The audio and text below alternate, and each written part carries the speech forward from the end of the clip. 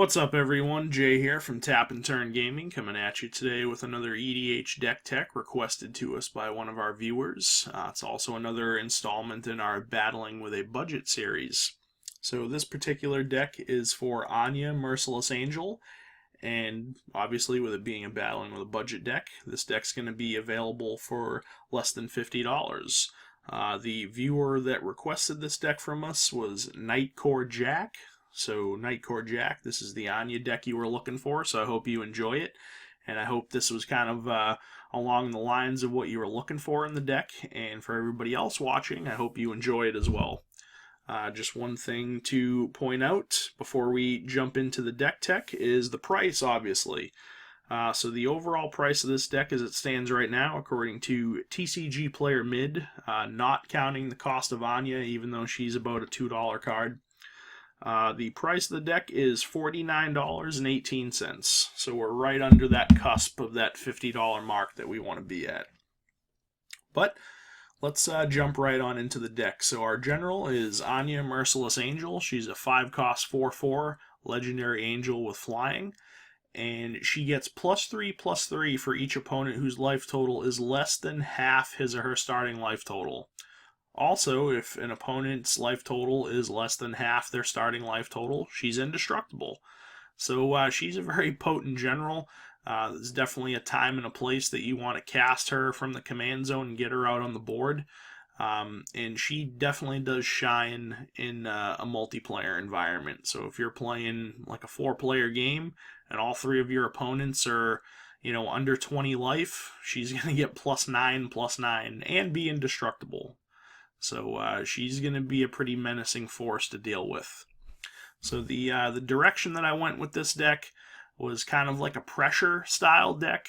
A lot of our artifacts and enchantments will, affect every player in the game for doing certain things, which you'll see once we get in onto the deck tech for the rest of the cards.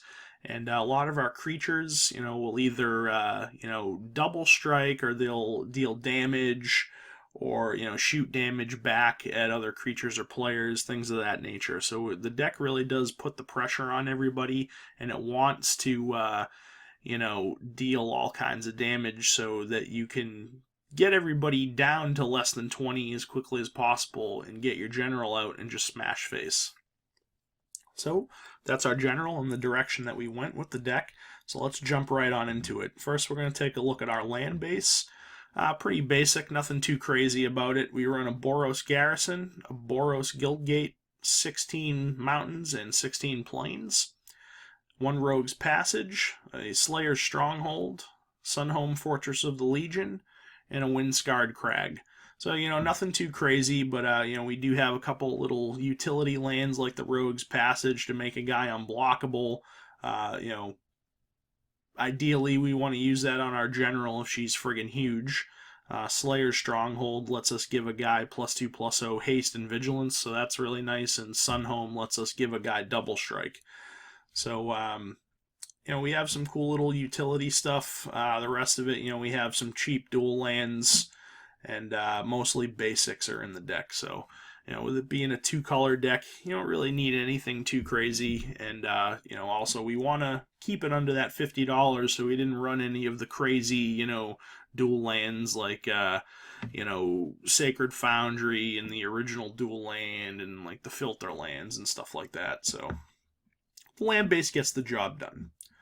Next, we'll take a look at our instants. A lot of these spells are going to be either damage prevention and shooting it back somewhere, or spells that will give a creature protection. Ideally, we want to use those on our general as well to make her stick on the board.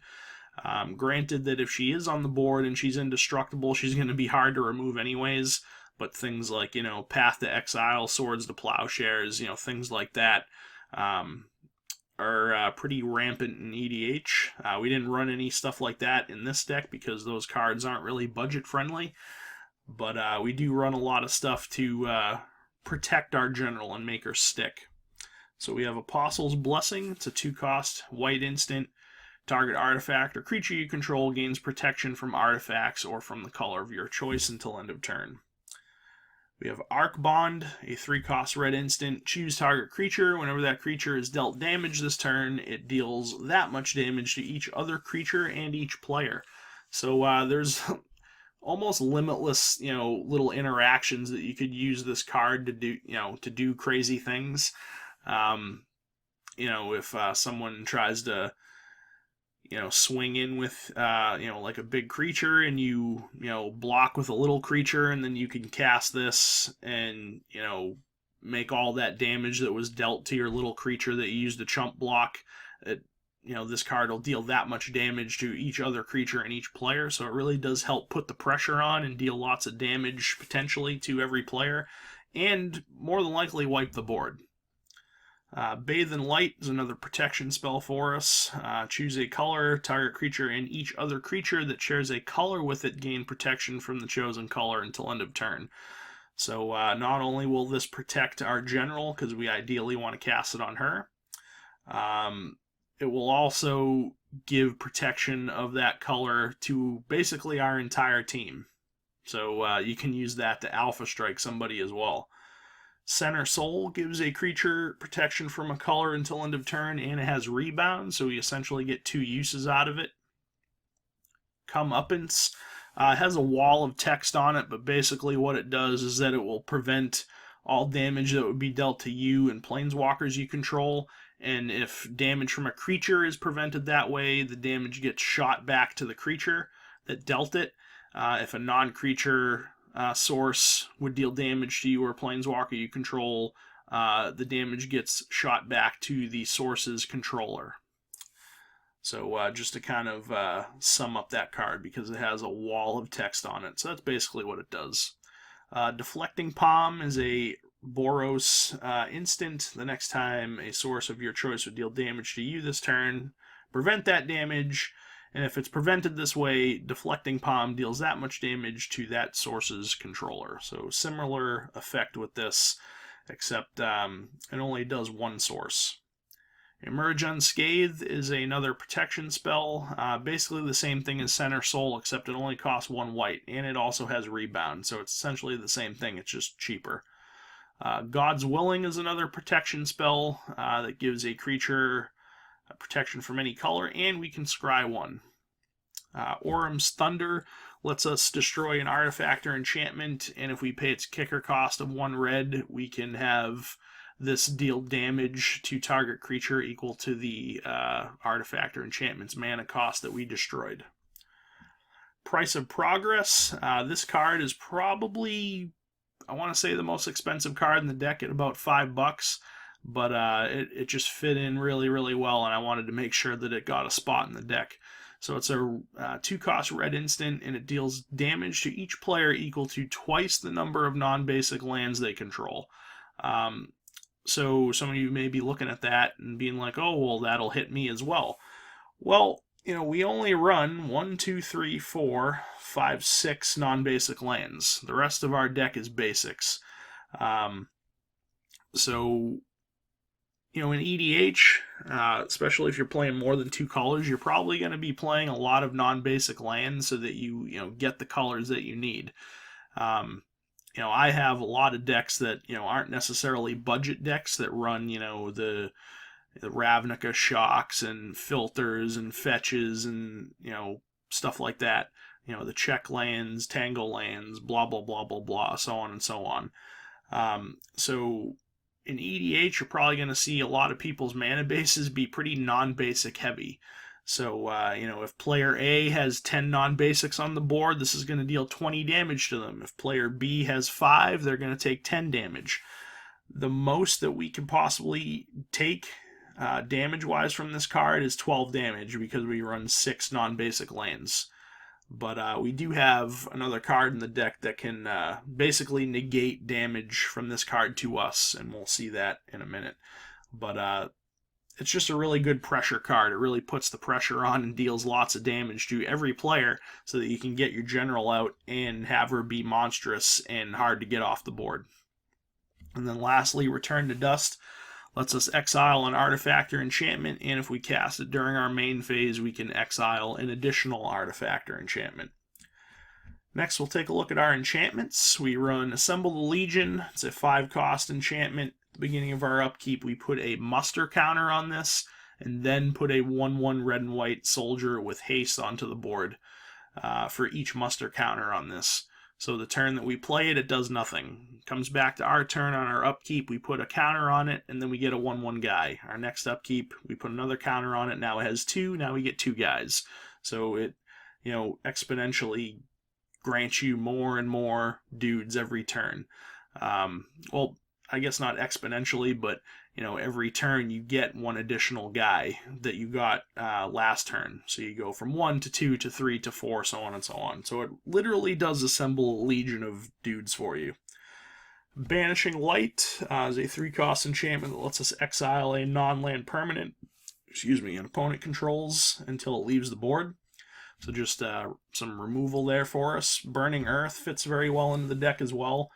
Whenever a player taps a non-basic land for mana, this deals 1 damage to them. So again, kind of on the same lines as Price of Progress. We run very few non-basic lands in our deck.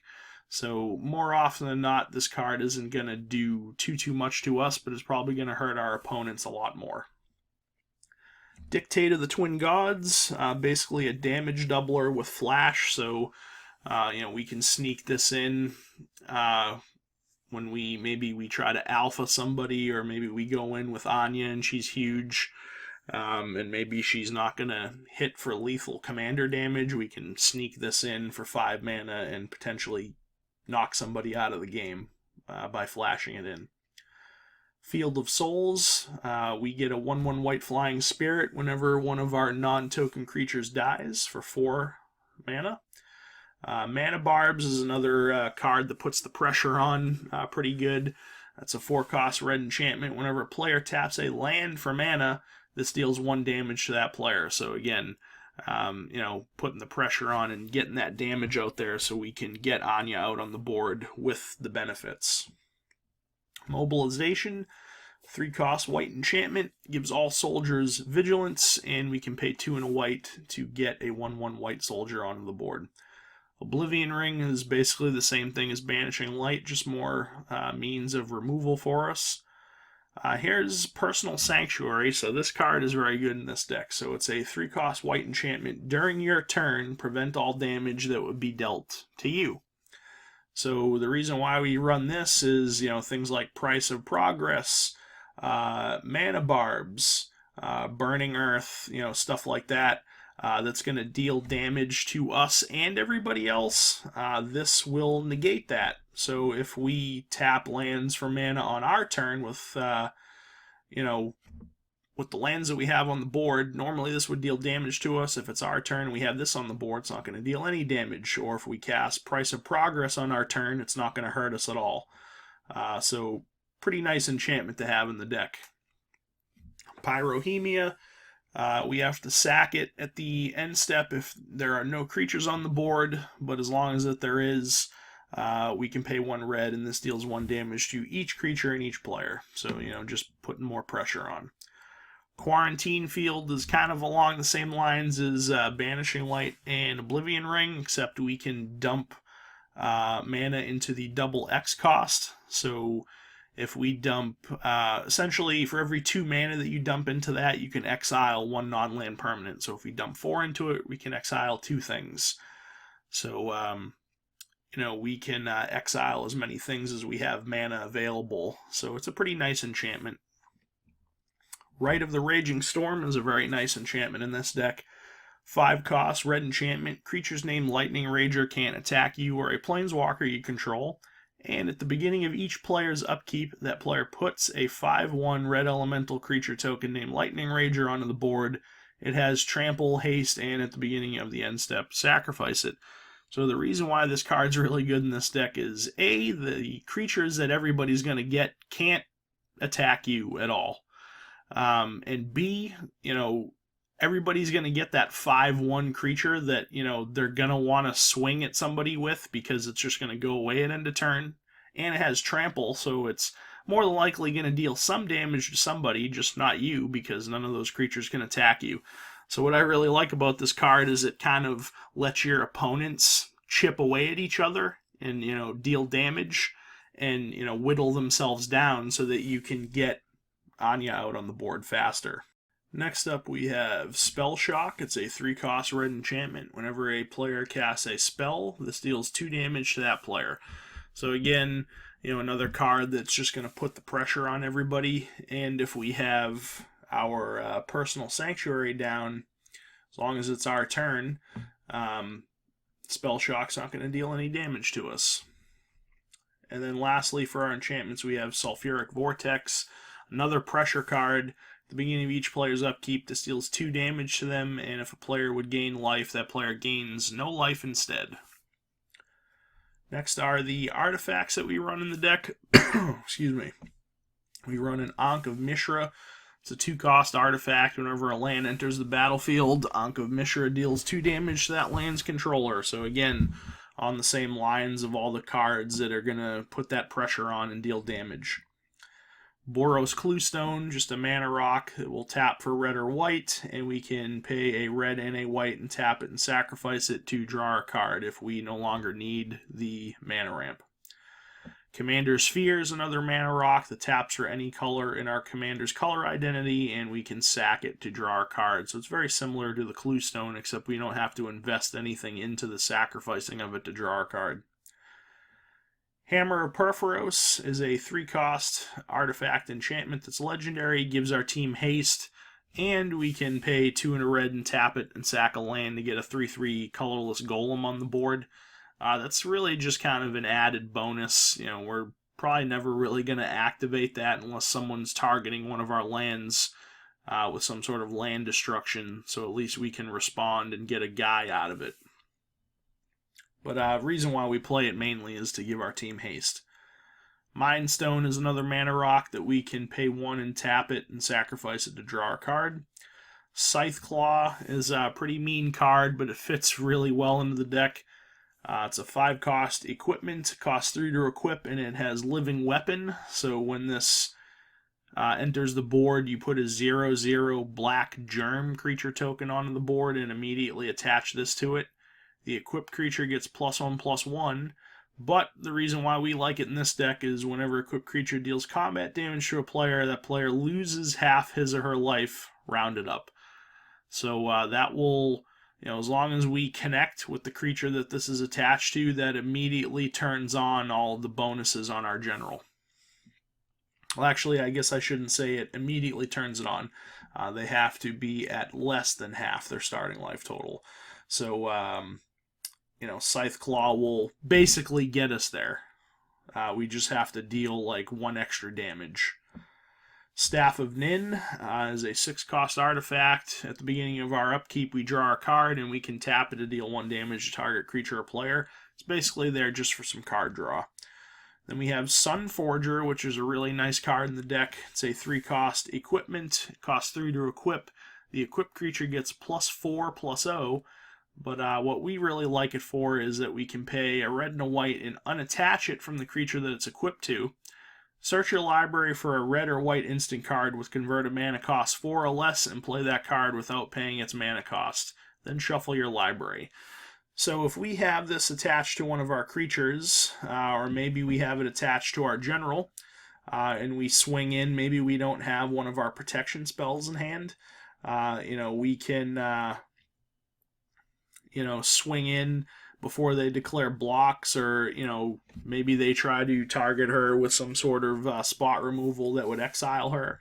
We can respond and pay that red and white and unattach it and search our deck for the card that we need to protect her so that it nullifies what our opponents are trying to do.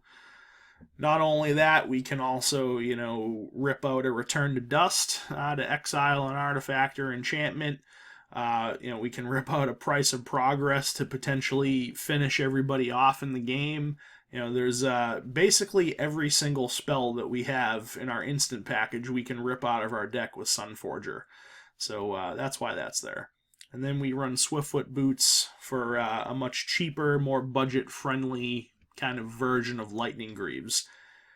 Cost 2, 1 to equip, and the equipped creature gets Hexproof and Haste. Next are the sorceries that we run. We run a Blasphemous Act. Everybody knows what that does. a Chandra's Ignition. It's a 5-cost red sorcery. Target creature you control deals damage equal to its power to each other creature and each opponent. So, ideally what you would want to do with that is if you have a massive Anya Merciless Angel, you cast that. Maybe you're playing a 4-player game and all 3 of your opponents are at less than 20. If that's the case and you have your general on the board, she's going to be a 13/13. So you cast that. She's going to deal 13 damage to each other creature and 13 damage to each of your opponents. So that's pretty nice. And then Planar Outburst, just a white Wrath Forest that destroys all non-land creatures. And if we so choose, we can pay its Awaken 4 cost by paying 5 and 3 white. And if we do that, not only do we destroy all non-land creatures, we get to animate one of our lands into a guy and put 4 +1/+1 counters on it. Then lastly, we're going to take a look at our creatures. We run an Angel of Serenity because she lets us exile up to 3 other creatures from the board or creature cards from graveyards. And then when she leaves the board, the exiled cards go to their owner's hand. So she's kind of like an Oblivion Ring or a Banishing Light on a stick for creatures. Or you can, rip something out of somebody's graveyard, maybe if they're using like a Reanimator strategy or something like that. We have Boros Reckoner, 3-cost 3/3. When he's dealt damage, he deals that much damage to target creature or player, so that's pretty cool. We can also pay a hybrid red or white and give him first strike. So, we can basically just continuously swing in with this guy because we want to be dealing damage to our opponents constantly. So whenever this guy's dealt damage, he's going to shoot that damage to a creature or a player. He's still going to be dealt that damage, but he's just going to deal that much to something. So if someone swings in at you with a 10/10 and you block the 10/10 with this guy, he's going to deal 10 damage to any creature or any player you want. Burnished Heart is just there to either ramp or fix our mana. We can pay 3 and sacrifice them, search our library for 2 basic lands, and put them onto the board tapped. Desolation Giant is a 4-cost 3/3 with Kicker for 2 white. When he enters the board, destroy all other creatures you control. If you kicked him, you destroy all other creatures instead. So you never want to just play this guy for 4 mana. You always want to kick him. Unless for some reason you want to kill all of your other creatures that you have on the board. But he's pretty cool. If you invest that extra double white, you wipe the board and get a 3/3 on the board. Dragon Style Twins is next. It's a 5-cost 3/3 with double strike and prowess. It's basically just there as a beater that we can potentially make a lot bigger because it's got that prowess and it's got double strike, so it's gonna hit pretty hard. Mariya Shepherd is a 7-cost 4/4 flyer with landfall. Whenever a land enters the board under our control, we may return target non-land permanent we control to our hand, from our graveyard to our hand. If that land that you landfall with is a plains, that permanent goes right onto the board instead. I love this card. It's probably one of my favorite cards from Battle for Zendikar, at least from an EDH standpoint. At the worst, you're going to recur a creature out of your graveyard back to your hand. At the best, it's going to go right onto the board. So, and the fact that we run 16 planes in the deck makes it so that that's pretty likely. Here we have Fanatic of Mogus, a 4-cost 4/2. When he enters the board, he deals damage to each opponent equal to your devotion to red. So, that says everything for itself. It's going to deal damage to each opponent equal to the amount of red mana symbols on the permanents that we have on the board. Fury Stoke Giant is a 5-cost 3/3. When he comes in, other creatures you control gain tap it and they deal 2 damage to target creature or player. And he has Persist, so when he dies, he immediately comes back with a -1/-1 counter. Heartless Hidetsugu, all-star of the deck. 5-cost 4/3, you tap him, everybody loses half their life rounded down. So this guy, just by turning sideways, is going to essentially turn your general on and gonna give her all those bonuses. Hellrider, a 4-cost 3/3 with haste. And whenever a creature you control attacks, he deals 1 damage to defending players, so more ways for us to just get that pressure damage out there. Hound of Gristlebrand is a 4-cost 2/2 with double strike and undying. He's just there as a beater. So, he's going to hit hard because he's got double strike, and if he would die, he will come back with a +1/+1 counter on it. Inferno Titan, a 6-cost 6/6 with fire breathing. When he enters the board or attacks, you can divide 3 damage however you choose among any number of creatures or players. Among 1, 2, or 3 target creatures and or players. Karmic Guide is a 5-cost 2/2 flyer with Prot Black and Echo. We're generally never going to pay the Echo cost on this, but why we like it is it's some creature recursion. When it comes in, we take a creature from our graveyard and put it right back onto the board. Lava-Born Muse is a 4-cost 3/3. At the beginning of each opponent's upkeep, if that player has 2 or fewer cards in their hand, this lightning bolts them, so just more ways to get that pressure damage out there. Magmatic Force is an 8-cost 7/7. At the beginning of each upkeep, it deals 3 damage to target creature or player. So, again, more ways to get that damage out there. Mentor of the Meek is a 3-cost 2/2. Whenever a creature with power 2 or less comes into play under our control, we can pay 1 if we do draw a card. So as long as we got 1 extra mana to invest into creatures that we have, either that we cast, or maybe we're using mobilization or assemble a legion to get dudes out onto the board. If we get that 1 mana available, we can pay it and draw a card off of that creature. Rakdos Pit Dragon is there just as another beater to get some damage out there. 4-cost 3/3. We can pay double red to give him flying, or pay a red to give him fire breathing. Also, he has double strike as long as you're hellbent. And you're hellbent if you have no cards in hand. Scab Clan Berserker is a 3-cost 2/2 with haste and renown 1. So when it hits a player, if it wasn't renowned, you put a +1/+1 counter on it, and it becomes renowned. And whenever an opponent casts a non-creature spell, if this card is renowned, it deals 2 damage to that player. So just more ways to spit out damage.